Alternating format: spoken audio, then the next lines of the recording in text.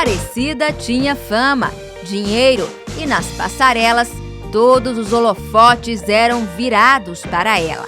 Mas a vida de sonhos se tornou um pesadelo e das passarelas ao fundo do poço, Aparecida quase perde a vida.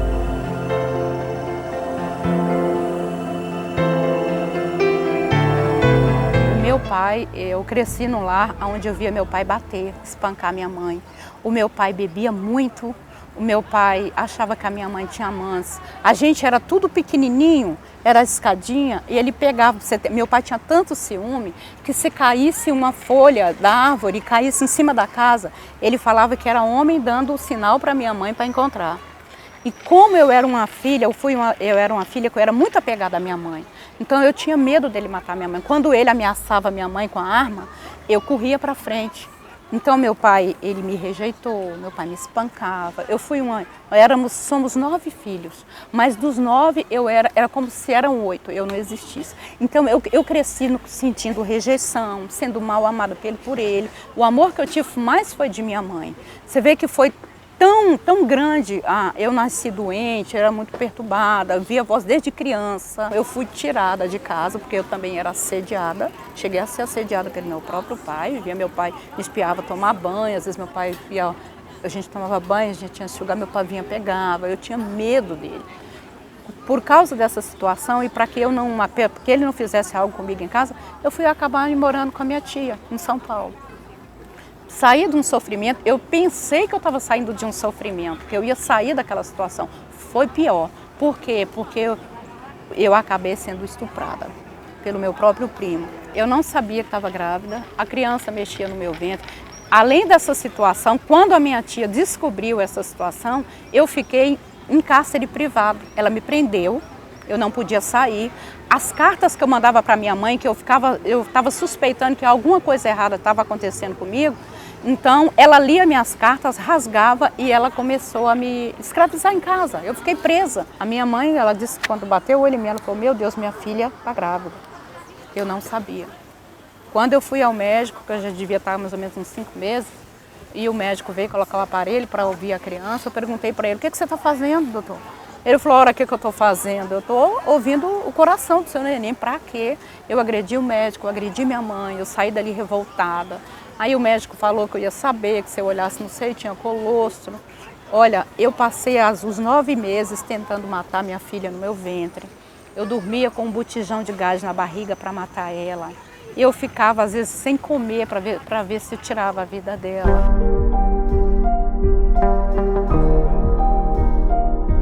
Estava caminhando, estava andando, fui fazer umas compras e no caminho a pessoa me perguntou se eu era modelo, se eu queria fazer umas fotos, se eu queria, inclusive eu fiz vitrina viva. E eu me empolguei, achei, puxa, Clara, tu é o sonho, né? É um sonho que muita jovem que quer. Então eu acabei aceitando. Mais tarde, lutando pelo trabalho que eu muito queria, uma pessoa chegou e falou: Cida, vai até uma banca de revista que você vê que está lá escrito. Estava lá na capa da manequim, seja manequim de manequim. Eu olhei para aquele cartaz e falei: eu vou ganhar. E eu acabei entrando no estúdio, eu lutei, eu fiz tudo que eu podia. Aí eu fui até o estúdio e comecei a fotografar. Eu fiz as fotos, eu mandei para São Paulo e fui aprovada. E imediatamente, naquela época era um telegrama, eu recebi em casa, era o meu sonho, me empolguei e acabei deixando o meu estado de Minas e fui para São Paulo, seguir carreira.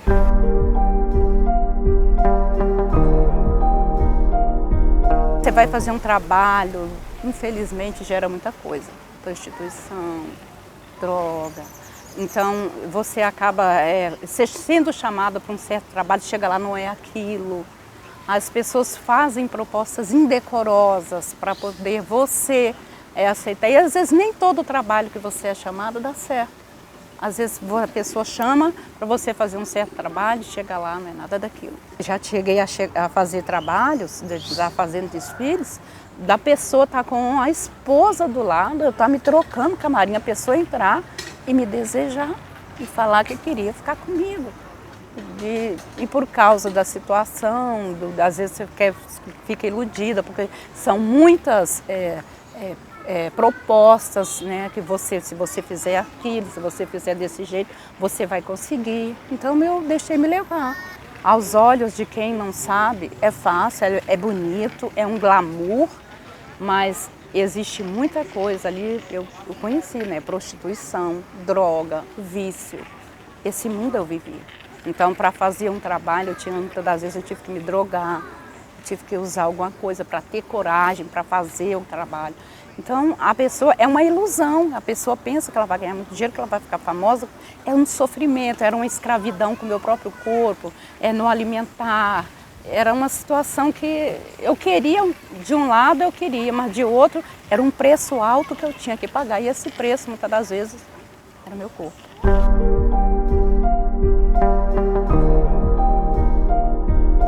Como eu tinha um tio, que ele já era dono de um centro, desde o ventre de minha mãe, eu fui entregue.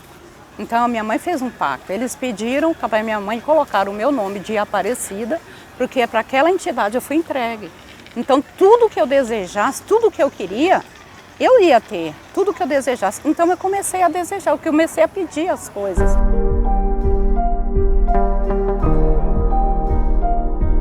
Apesar de ser uma pessoa que chamava atenção, tinha um corpo bonito, mas eu não tinha felicidade no amor. Minha vida amorosa era destruída. Como? Todos os meus namoros, todas as pessoas que eu namorei, com 2, 3 meses podia esperar que eu descobria que a pessoa era casada. Aquilo era para mim uma frustração, um desespero. Como pode? A pessoa enganava. Assim, literalmente, eu descobria pelos outros, não pela pessoa. Só chegava e falava, poxa, eu descobri que você é casado, você tem filho. E eu comecei a gerar um ódio dentro de mim. Então, quando eu descobria que a pessoa era comprometida, que tinha uma família, eu falava assim, você vai me pagar. Eu não vou ficar, e nem ela. Eu não. Eu mandava os encostos destruir o casamento, a família daquela pessoa.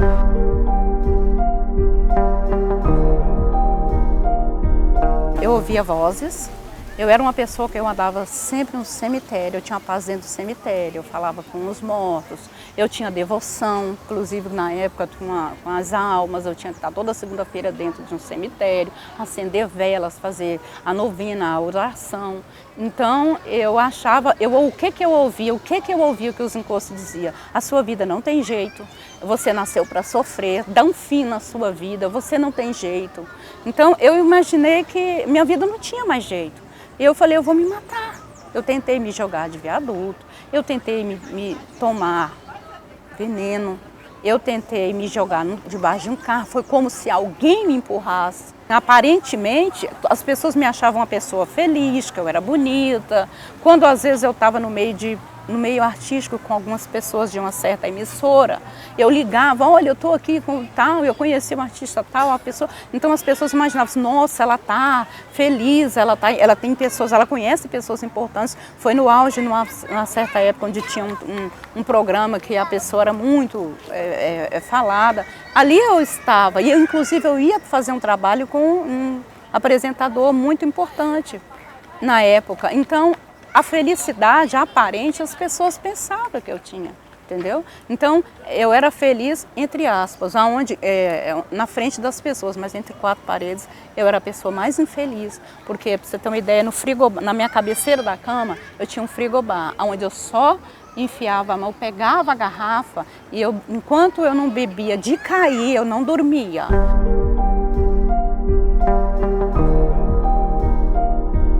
O médico falou para minha mãe que eu não tinha perspectiva de vida, eu tinha um problema sério de coração que eu poderia, qualquer momento nas câmeras de TV ou nas lentes de fotógrafo, como eu desfilava, como eu fazia os meus trabalhos como modelo, eu poderia apagar de uma hora para outra e depois estavam suspeitando leucemia no sangue. Então eu falei, já que eu não tenho perspectiva de vida, para que eu vou viver? Eu imaginei, eu vou tirar minha vida, não precisa, pois eu vou tirar minha vida. Eu saí destinada naquela noite, não passar daquela noite. Eu bebi muito. Se eu subir num certo lugar alto e fiquei olhando para baixo, se eu me jogar de ponta cabeça, eu vou cair, quebro o pescoço e o meu sofrimento vai acabar. E aquela voz assim, se joga, sua vida não tem mais jeito. E naquele momento eu desci, me deu uma vontade de sair dali para mim tomar um copo com água. Eu liguei o rádio. Eu vou ligar o rádio bem alto porque eu vou fazer uma loucura assim, ninguém vai ouvir. Só que quando eu liguei o rádio, caiu justamente na Rádio São Paulo, que é a rádio da Igreja Universal.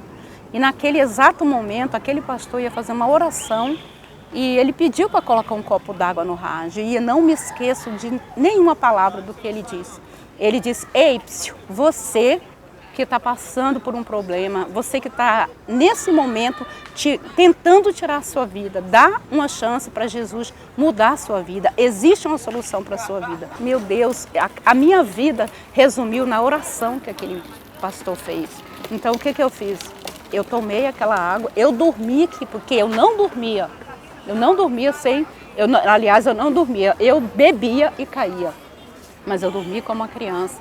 Acordei no dia seguinte, eu me arrumei, eu tinha bebido tanto que de manhã eu não consegui.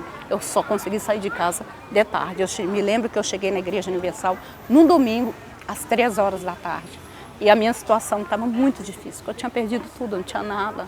E o pior que geralmente, às vezes a pessoa ela ouve tanta besteira na mídia falar que a igreja pede dinheiro, que a igreja é isso, aquilo. A primeira coisa que eu cheguei na igreja, com a maior besteira que eu cheguei até o pastor, eu falei: olha, eu não tenho dinheiro, eu não tenho nada. Eu não estou te perguntando não, porque pelo que eu ouço por aí, o que está acontecendo? Aí eu contei para ele, a minha vida está acontecendo isso, isso e isso. Eu tentei tirar minha vida ontem, eu só não tirei minha vida porque ontem à noite o senhor falou uma coisa. E se o senhor não me der uma palavra que faça eu mudar o que eu estava pensando, a minha vida está toda destruída. Daquela porta para fora, eu dou um fim.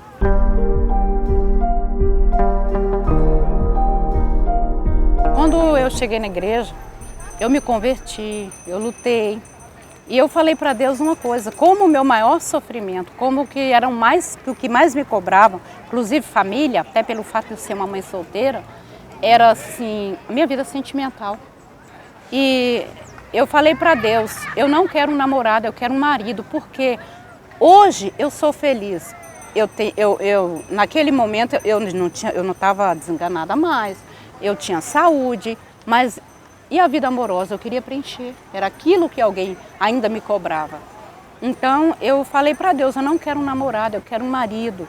E eu fui lutar pelo meu esposo. Não foi fácil, porque eu conheci meu marido no trabalho. E eu fui convidando ele para vir à igreja. Ele veio comigo para a igreja, ele fez corrente, mas ele era uma pessoa que ele bebia, ele tinha vícios. E eu fui lutar para que Deus viesse mudar, transformar ele. Então, ele foi transformado, graças a Deus ele foi transformado, ele largou vício, ele vivia muito com mulheres, né? Eu lutei para que ele viesse a conhecer o Deus que eu conheço hoje. A minha filha, que tinha tudo para ser uma maldição pelo que veio e da situação que eu criava, que eu não queria, que eu rejeitava, hoje, graças a Deus, ela é uma mulher de Deus, ela serve a Deus no altar, ela está casada há 13 anos com um pastor, serve a Deus fora do país há 10 anos que ela está fora. Hoje meu casamento é uma bênção, tenho um marido maravilhoso, um marido que eu pedi para Deus, aquilo que eu determinei, sou feliz, graças a Deus.